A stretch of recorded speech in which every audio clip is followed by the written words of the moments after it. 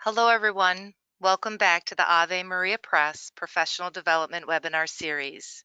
In this webinar, Tom Corcoran, best-selling co-author of the Rebuilt series, will look at all of the benefits of small groups for parishioners and parish staff and offer some practical tools and resources to launch groups in your parish.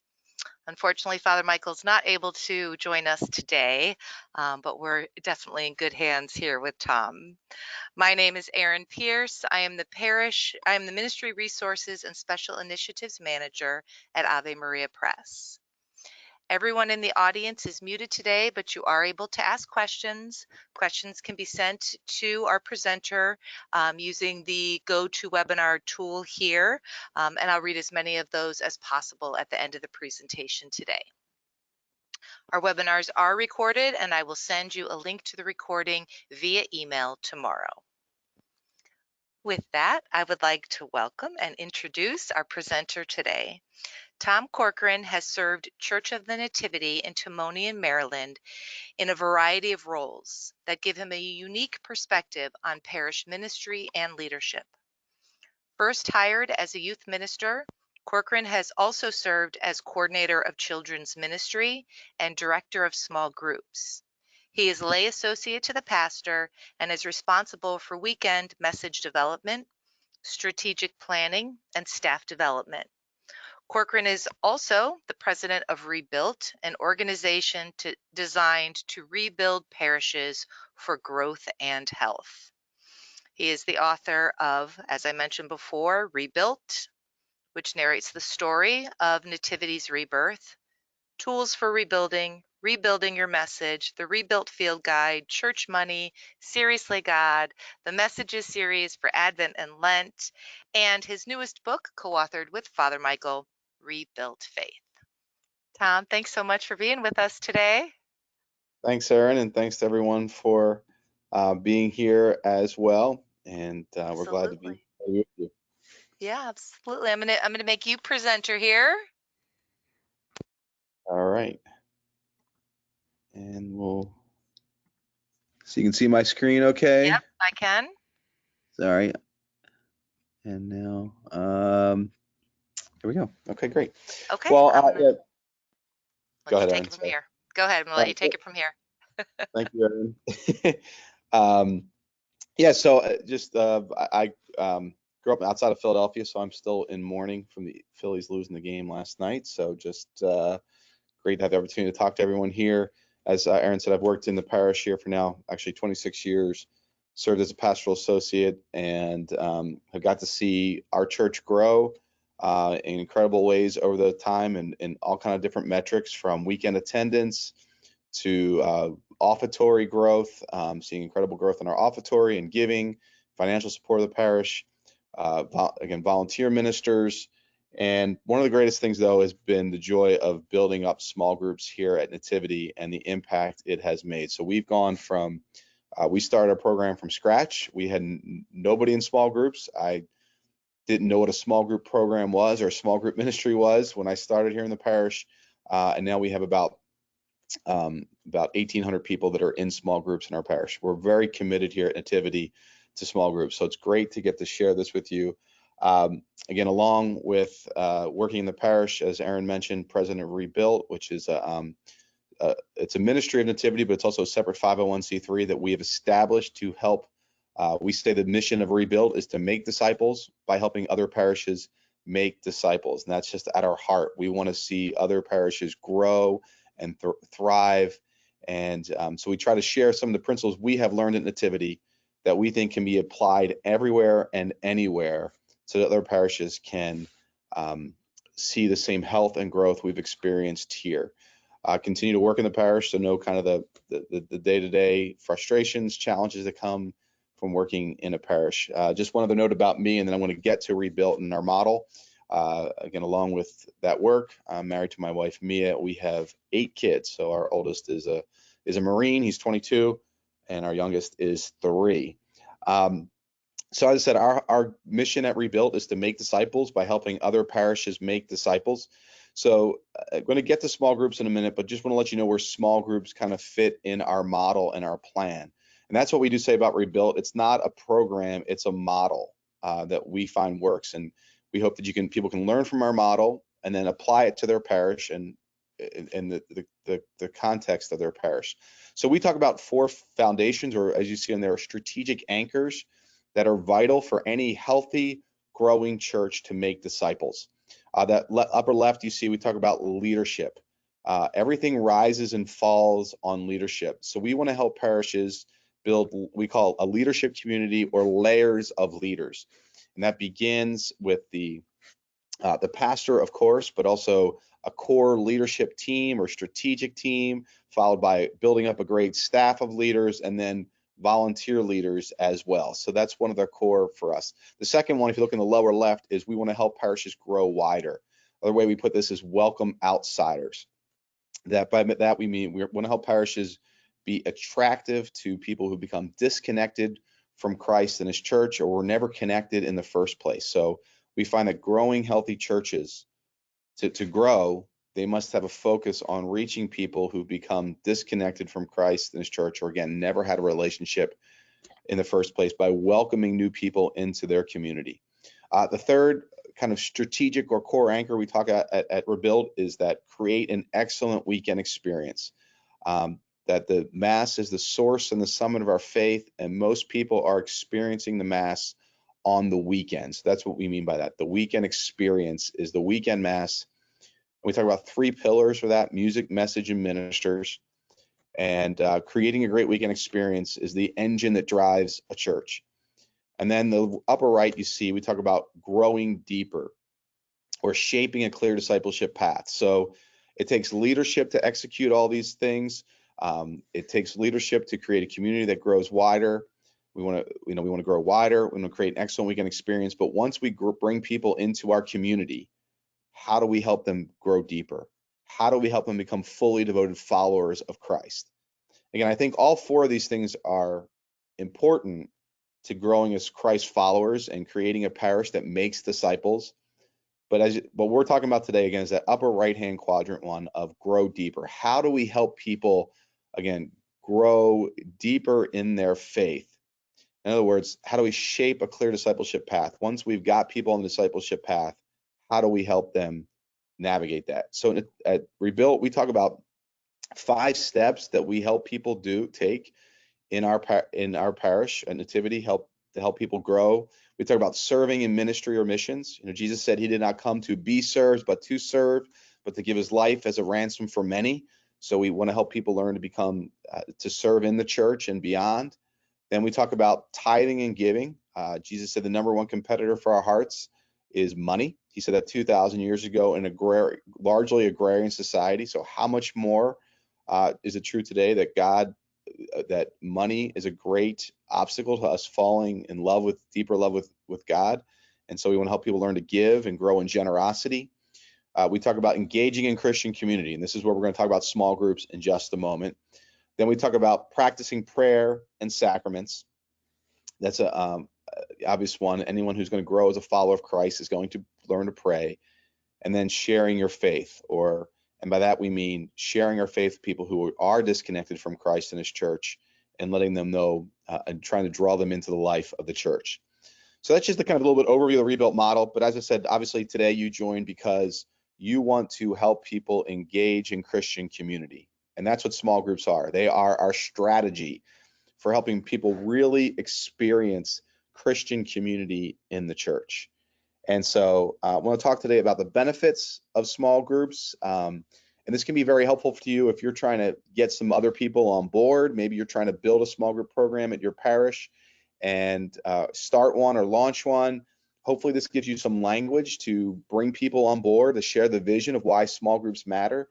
Or if you're if you have that momentum, you're trying to get more people in your parish engaged in small groups, this is some language hopefully that will help you sell it to your community, so to speak, and also just hopefully reinforce your heart on the importance of small groups. And then, as Aaron said, give you some thoughts on how to get started or how to really expand your small group ministry in your church. We'll share that at the end. So I want to give 5 benefits when it comes to in the life of parishioners And then 5 benefits when it comes to us as people who work in a church of why small groups are so important. So the first one is this. So the first benefit when it comes to members of the church, people in the pews, the first one is this.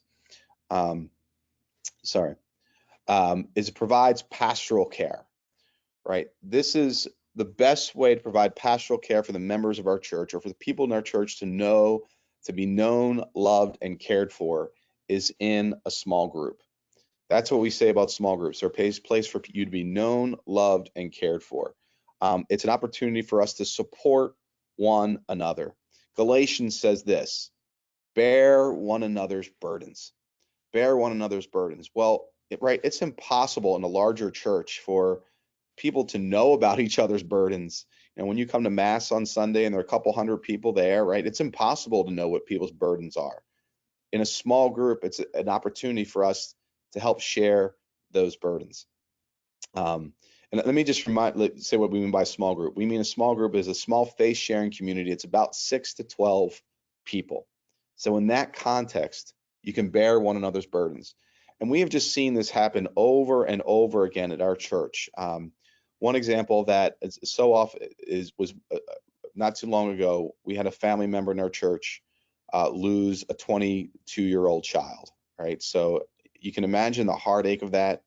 So Father Michael was called over to this family's house, um, heard about the loss of their daughter, went over to the house, and it was filled with people. And it was filled with the mother's small group members. And of course, you can imagine the situation. There's crying and there's tears and it's just such heavy emotion, right? But Father Michael recounts how as he went to that house, as he was leaving, and of course, he's carrying that emotion with him. A member of this woman's small group, of the mother's small group, grabbed his arm and said, listen, Father Michael, you don't have to worry about them at all. You don't have to worry about them. We're going to surround them with our love. Our small group will surround them. Mary Jo, whose name is in our small group, and we're going to surround her with our love, and we will care for them.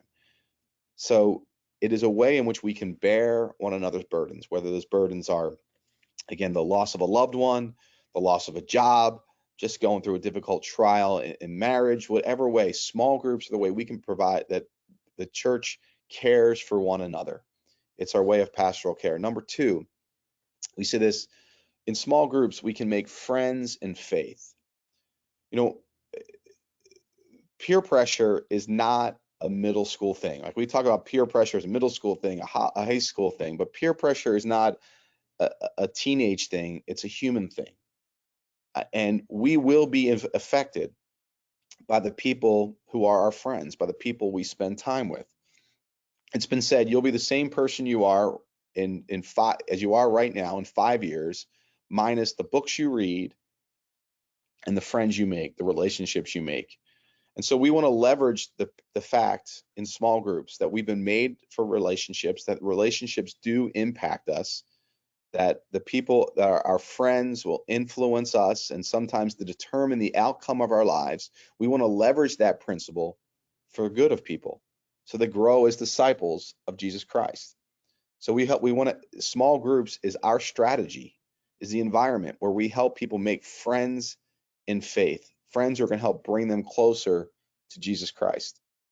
Um, Here's what the book of Proverbs tells us. He who walks with the wise grows wise, right? As we walk with other people who are following Jesus, as we make these friends in faith, we will grow in wisdom.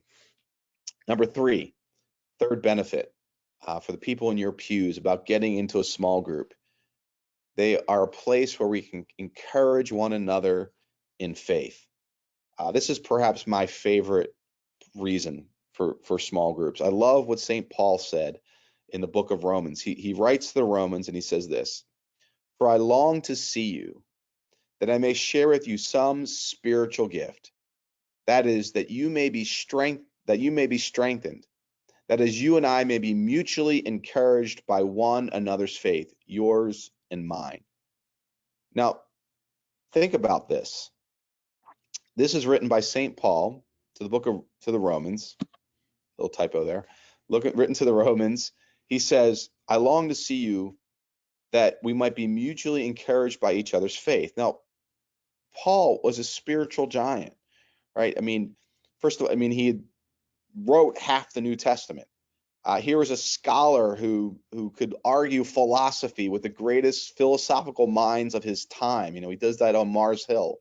Um, he traveled throughout the world. I mean, he's responsible for bringing the gospel outside the nation of Israel and to the Gentiles.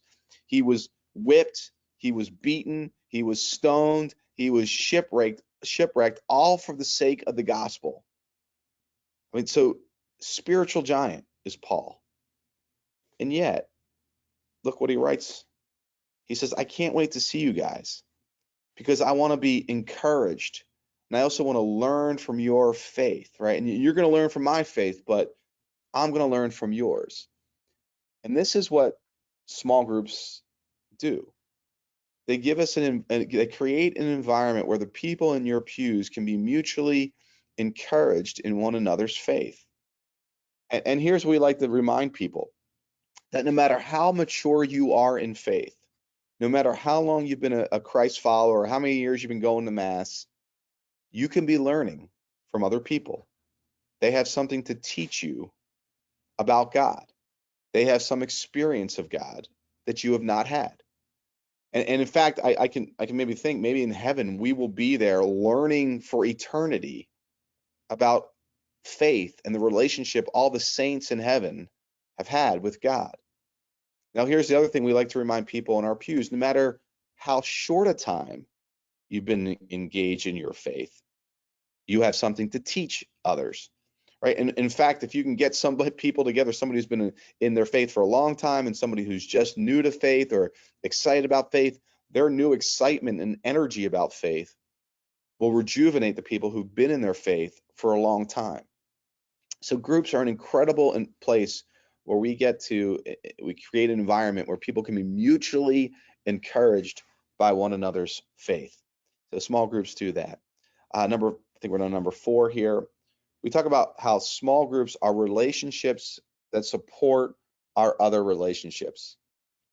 All right. So for all of us, if you think about it, we have to, when we're in our relationships, we're on. So either at work, in our business relationships, or our ministry relationships, as most of us are here, we have to be on. There's a certain level of professionalism. There's a certain we need to bring our best selves. We certainly don't do it every day, but we have to bring in that kind of professionalism to our work.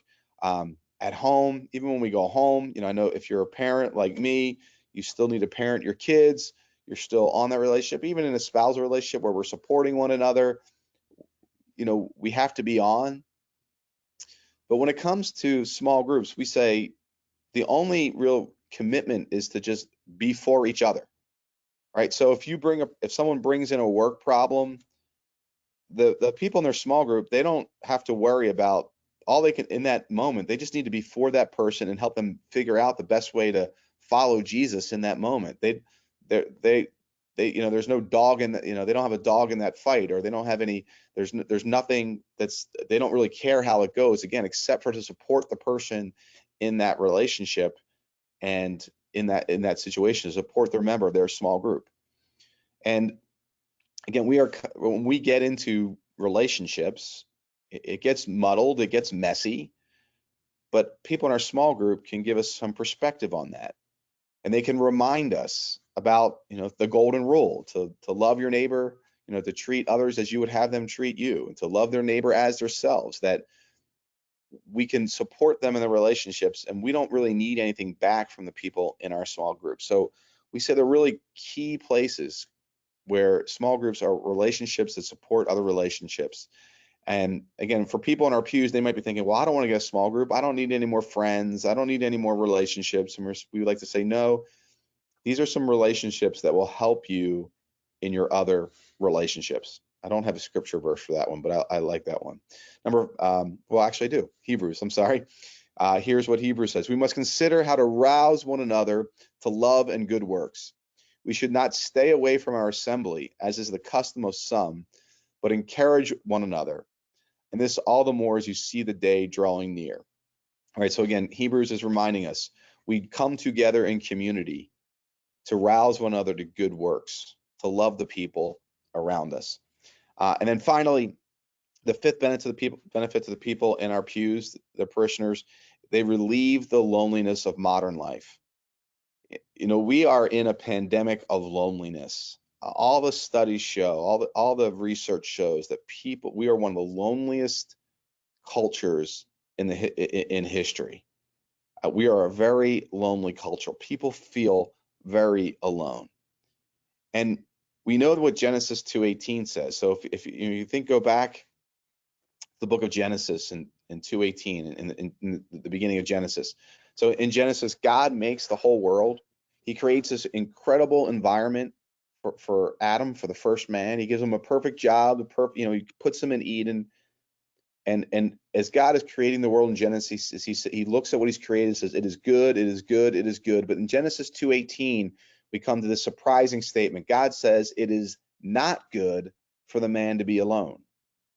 Now, again, this is astounding. And it almost sounds blasphemous, but God is saying that even though Adam had a perfect relationship with him, he still had this hole in his heart. We talk about a God-shaped hole, but we have a human-shaped heart. That's why God says it's not good for us to be alone. We need some other people of like nature with us.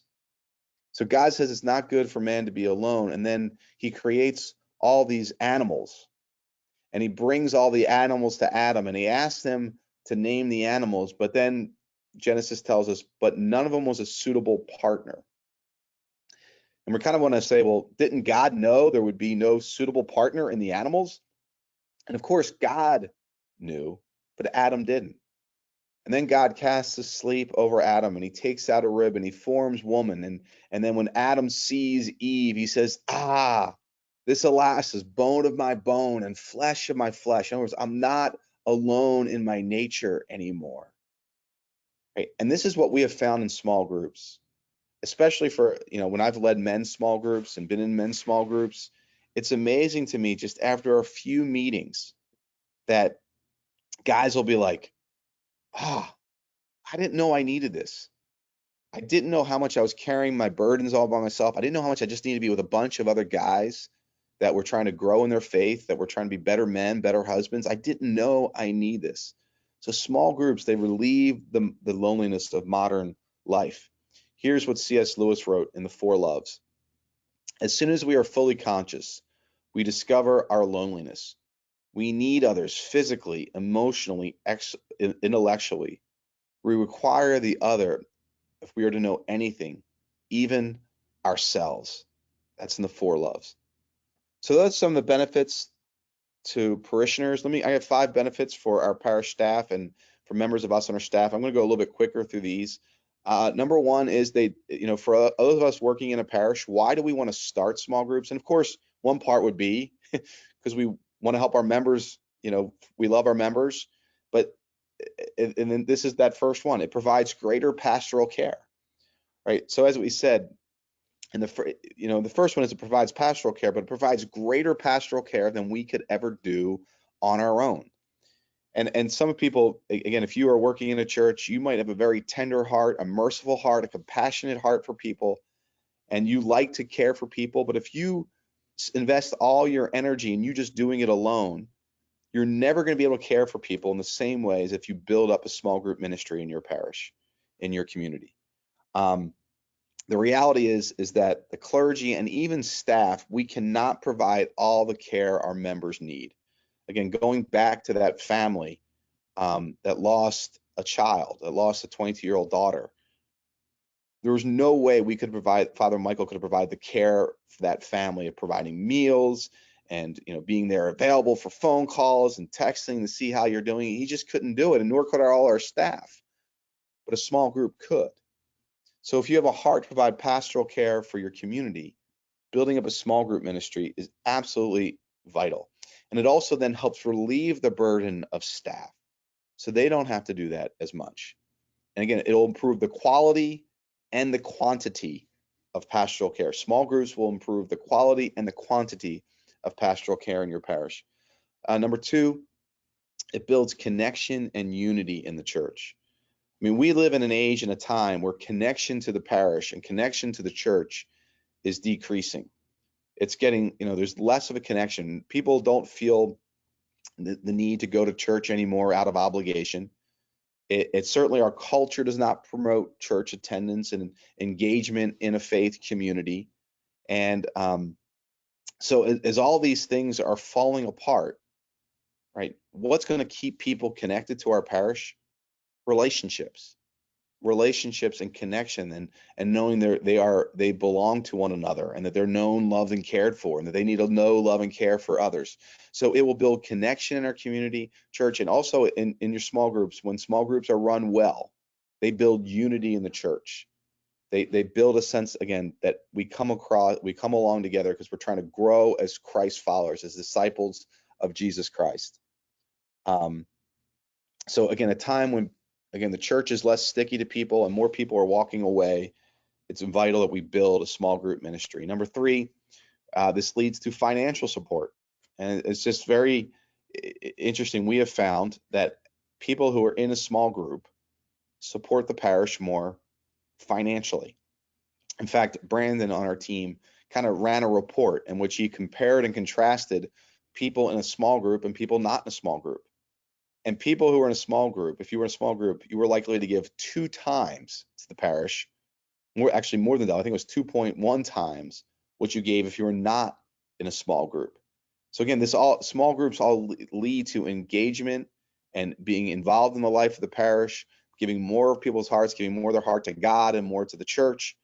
And so that leads to more financial support. Number four, it fulfills our mission, right? Just when we are getting people in small groups and we're helping them grow in pastoral care and care for one another, when we see them building the connection and community that's so core to who we are as a church, right? That we see that people see that faith is personal but not private, that it's just not about them but about connecting with others, and that they learn to grow in discipleship and learn to grow in giving.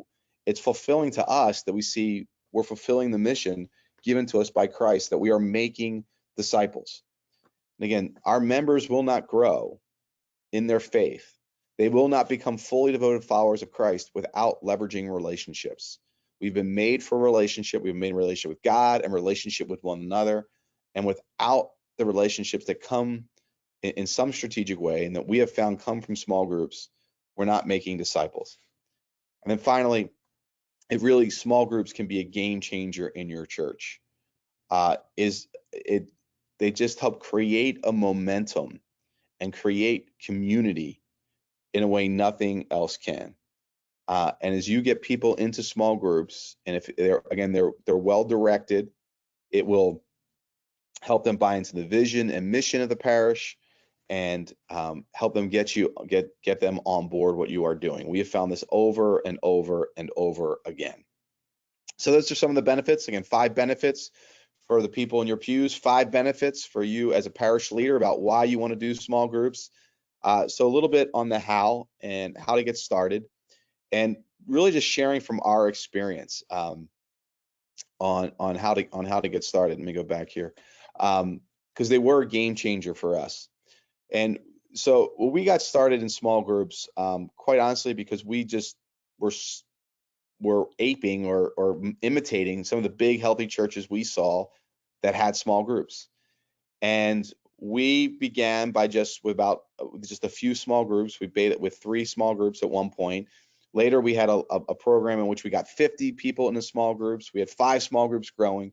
But then at a certain point, we encouraged everyone to get into a small group one Lent. And Lent can be the game changer. So I know it's not Advent yet, but I want to encourage you to start thinking about Lent just a little. And again, this one Lent, we decided we were going to invite everybody in the parish to get into a small group.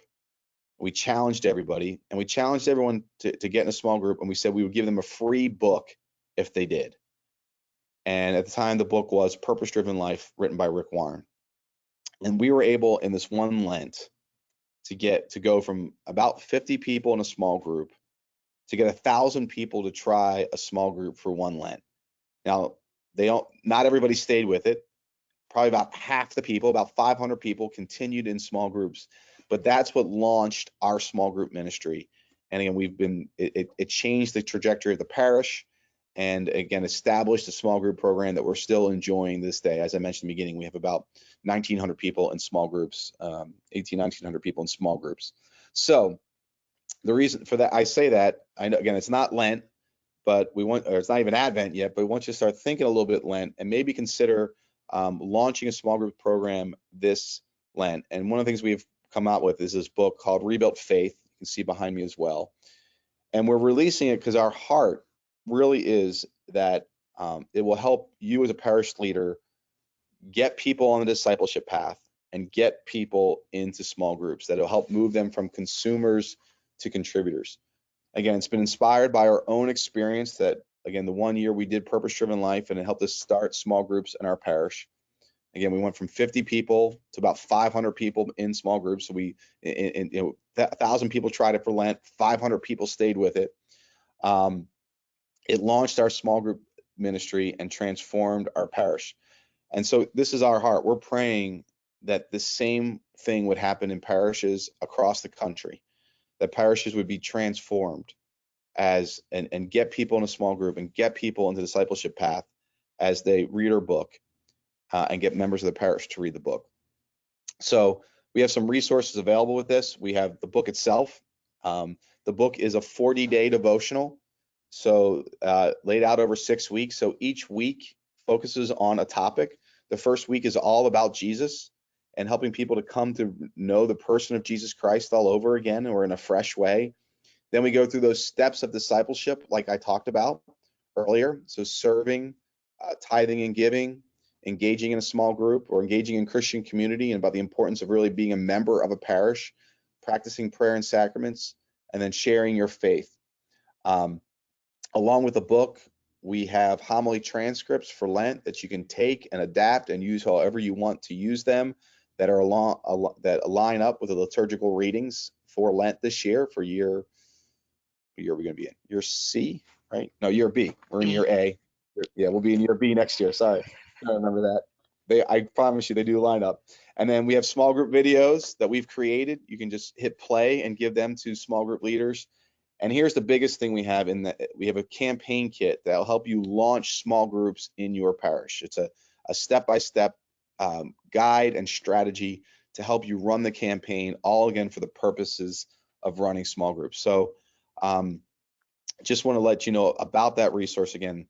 Our heart is that we know the game-changing nature of small groups and the game-changing nature they can have at Lent, and our hope is that can happen in your parish as well. All right, from that, I'll turn it back over to Erin for questions.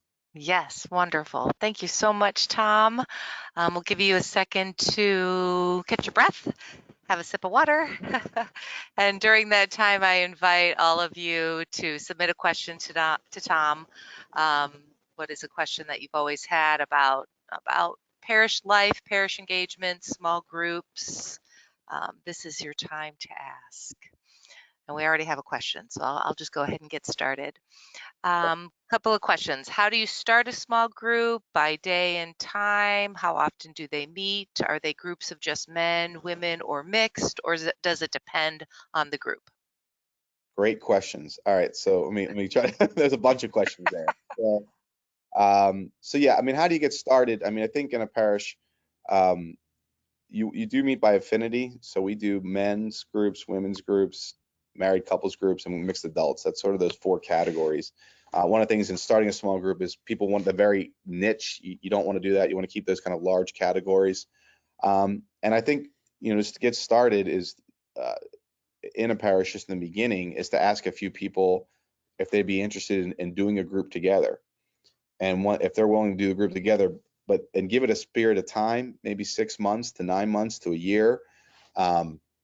And in doing those small groups, the purpose of this is for us to learn together about how to do groups, and then we want to launch to the rest of the church. We want to invite other people to do this as well. When it comes to length, there's a couple different questions there. So one, we encourage our small groups to meet every week, and and pretty much through the course of the school year. And we do weekly because we know people are going to miss. Life comes up. Quite honestly, I'm in my small group. I meet Tuesday nights. I have not been there in 4 weeks because I was traveling. I had a son home, who I didn't get to see and I wanted to be with. So it's driving me crazy how much I've missed it, but we do it every week because we know people are going to miss it. Um, and again, usually we do it kind of through the school year, take a break at the summertime. Also, of course, breaks at Christmas and Thanksgiving and things like that. Hmm. Okay, thank you. And I wonder too, as you were talking, I mean, a personal invite would go a long way, right? Versus maybe just in a homily or in the bulletin. Yeah, to get started. I mean, that's where I think that's how we started. You do start at the beginning of just getting your own group started. Now, Mhm, eventually, it would encourage if someone to the parishes that are trying to build a small group ministry. Now you need to leverage the pulpit, and now you need to invite people in, and we have resources to help you do that, and that's kind of part of the kit as well. Um, but yeah, you need to build the smaller coalition first, right? You need to build mhm. up a smaller core first, but after that core, um, recruiting more and more people to get involved in over time. Right. And I guess ideally that small core then spreads the word, right? How great it's been, how fulfilling and meaningful it's been, and so catches on Yeah. that way. Yeah. Yeah, and small group ministry, I mean, and this is one of the difficult, it is a challenge, especially early on, because people don't know what it is. Hmm. Whereas I talk about some of those other steps. If you ask people to serve and volunteer, they have other frameworks for that, right? Um, I mean, I think small group ministry is growing in our culture, but everyone knows, okay, I've served at school, I've coached a team, I kind of know that. And tithe and give, yeah, I guess, people, the church needs money, but engaging in a small group, sometimes we have to explain that a little bit more about what it is and that experience. And um, yeah, it takes, because there's Hmm. not necessarily a framework anywhere else in our culture. Right, right. How long did it take you to go from, a group of maybe 50 to 1,000 plus? Yeah. And so, as I said, we were able to, within a few, again, 1 year we did a little beta test. The next year we had 50. And then next year we got 1,000 people in the small groups. So that was, an amazing God thing. But that's why we created this resource, is we know it can work if you do a big campaign and you have some other momentum going in the church. So, um, but we took a leap, and as I said, not everybody stayed for Lent. So a lot of times we do ask people get in a group for Lent, and we're honest with them. We say, hey, our goal is to get you to stay in a small group past Lent, but the commitment is only for Lent. We kind of talk about this, putting rungs on the ladder, make it easy and accessible. And then again, we have some resources in the kit that say, okay, would you like to continue? Want to keep doing this?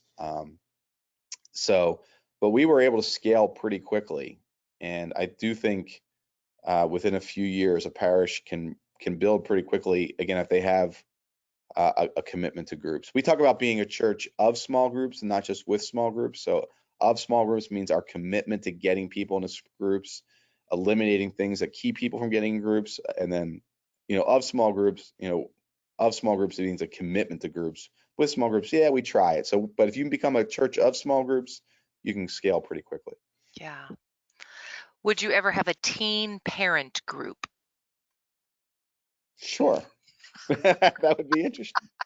That would be interesting. Yeah. And we've never tried that, but I think that would be a really good experience. Yeah. Uh-huh. And is every group focusing on the same topic?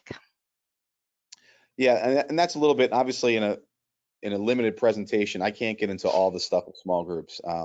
You know, the kit has some things. We were actually creating in a small group equip course that people can purchase. We're coming out that in about a month. That's going to have all the ins and outs, and we're working with you guys on stuff too. Uh-huh. So Uh-huh. about trying to get some more resources in people's hands about launching a small, starting or launching and expanding a small group ministry. But one of the things, yeah, one of the ways you keep it quality to that is by getting everybody to study the same thing. That's where it builds unity. So the kind of big two pieces for, I think, a healthy small group ministry are getting the right leaders, hosts. Well, I would say three things: building up a core leadership team. We talk about that in the kit. Second, finding the right small group leaders or hosts. We talk about that in the kit as well, about what are the Mhm. qualities of the people you want. And then third is the content, and that keeping the content and giving those leaders content you want to be driven through. that builds the unity and builds the community in the church. Yeah. And at Nativity, you guys, like when you talk about the same content, it goes everywhere, right? I mean, from the message at the homily and in all ministries. Yeah, we try, especially the tightest thing we do with is the weekend message and the small group. So, Mm, uh, as with this kit that we created, there's a homily that speaks on a specific topic, and then we do a small group message that's sort of hitting on that homily topic, either summarizing it or discussing it even further, so that small groups can get all on the same page and really are discussing the homily and that message each week. And so that keeps us unified, keeps people from, again, having too much to talk about, and keeps them focused. That's how we do it. Yes. mhm. Okay. Another question here. What studies do you use in addition to Rebuilt? So I think maybe, I don't know, could you take a word or two maybe on the content for these campaigns? These. Yeah. So I mean, what we do for us at Nativity, first of all, is whatever message series we are in. So right now we're doing a series called Simple But Not Easy, and um, we've been taking the homilies again. We have created another kit. We have another kit, Seriously God. We did the same thing, where we again took a book and we created homilies and transcripts and everything we done for Rebuilt Faith. So I guess the broad question is, yes, you can take this for any topic. This that we're the kit we're promoting right now, or just wanted you to know about, is about our latest book. But you can take any topic and put it into a small group format, and there are good resources out there that you guys have, and again, other resources we have. If you ever want to check out our website, churchnativity.com, you can check out some of the small group resources, or go to YouTube. If you put small group podcast, you can see some of the things we create for that. Nice. Let's see, here's a comment. I have teens and parents together for faith formation. You should try it. It also shows the teens how to keep growing in faith as adults. Oh, Yeah, that's good. Yeah, yeah. obviously one of the biggest things for youth is yeah, we put youth in small groups as well, and we want them connecting with one another. I like that idea. Maybe I'll Hmm. suggest that to our Yeah. team. Yeah. And maybe just a word, how do you choose and then develop your small group leaders? Yeah, great question. And I know we do have something like Kit, but some of the things I talk about is, first of all, again, small groups are about relationships. So one of the key ways about inviting somebody to be a small group leader, or we sometimes say small group host, so it feels a little less intimidating, by the way, is, first of all, would you want to sit in a group with that person? Is that a person you want a relationship with? Um, we talk about small group leaders, obviously we want people who love Jesus and have a faith in Christ. Although they don't have to be, again, they can be kind of new in their faith. That doesn't mean you have to know the catechism inside and out or know the Bible inside and out. As long as they're committed to Christ and growing, that's one of the key things. Again, somebody who can facilitate conversations, because the point of small groups is to get everybody talking. Hmm. Again, that's why you don't need somebody who's a teacher, or it doesn't hurt that somebody has a very good grounding in the faith, but that's not the point. The point is facilitate conversation. Always somebody who's maybe humble enough that they don't have to grab the spotlight, hungry enough to learn. Um, those are a few. I know there's a few more in the back of my head that aren't coming to my, but again, the kind of litmus test is it somebody you'd want to be in it sit with, because then you don't want to put some you would and that you would like to get to know. That's a kind of a good start. Yeah, that's an excellent start. I like that. Yeah. All right. Well, let's move forward here a little bit and um, continue to talk about rebuilt faith. You mentioned it is 40 days, right? I've read the book. I really was inspired and motivated by it, and I felt that it would reach Catholics in all different places in their spiritual journey, right? Those who are the committed and the engaged versus the one that might come on Easter and Christmas. Um, the skeptic, as the handbook for skeptical Catholics, as the subtitle reads. So it's got a really wide reach. The section on small groups was one of my favorites also. And so I think it could be a nice way to introduce people into this practice in a non-threatening or intense way, I think. So we would love you all to read this and for your parishes to also benefit from this. So we offer you a 25% off Rebuilt Faith along with the other books in the Rebuilt Parish line. You mentioned Seriously God. We have a companion kit with that one also. Rebuilt, that's your flagship one, that really tells the story of how you rebuilt your parish, and then sharing all of those practices with us through the other books. And these are just a couple of the books here: Church Money, How to Grow Givers. And so webinar 1010 is the code if you want 25% off any of these books. And then I used the same slide. Yep. um, Sorry. no, Well, I had no, that from from it's last week. good. That was good. That's right. That's good. So the special edition, these are the books that we try to make, more affordable for parishes to buy in bulk. $2.99 each and free shipping, 100 copies or more. And we threw in another little offer here, which is you can get 50% off Rebuilt, as many copies as you want, with an order of Rebuilt Faith Special Edition. 100 copies. So sometimes, obviously parish staff turns over. Some might not be as familiar with Rebuilt as perhaps they were 10 years ago or so. And so this is a great opportunity to introduce your parish staff, volunteers, your parish leaders in general to Rebuilt. And then you've been talking about the kit, the Rebuilt Faith Companion Kit. And here's just a little image of all the different things. First of all, this is what Father Michael and Tom have shared with us on how they have rebuilt their parish. So there's, as you mentioned, so much good wisdom, nuggets, practical tips and strategies. And then some additional things that we created just to make it easier for you to create or to plan and implement a spiritual campaign, a parish-wide book study, a Lenten mission or Lenten book study. So these are some of the components that you will find in it, along with the videos that you mentioned too. You like those videos, huh, I Aaron? love the videos. I just got them today. They're great. You guys will see them. If you purchase 300 or more copies of the Rebuilt Faith Special Edition, you get the kit for free. Otherwise, the kit is $35. So I think that is awesome. If you guys have any questions about this, you know where to contact me, epierce@nd.edu. And I'll include all of these links in the email that will go out tomorrow. Tom, thank you so much. Thanks for doing this on your own. A Thanks, Aaron. lot, Yeah. yeah. I mean, really, really helpful, very clear, and again, inspiring and motivating. So Yeah, thank I'm a you. thank you. Yeah, I'm definitely a big believer in small groups, and I'm glad to get back to my group tonight. I will be at it. So, not trying to Absolutely. push anything I'm not doing myself. Yeah, yeah. And you've seen the results of it. Yeah. Yes. So thank you, everybody, and I invite you to join us next week. Donna McLeod will share with us some of the revisions that we are making to Seasons of Hope, which is a very well-known bereavement program.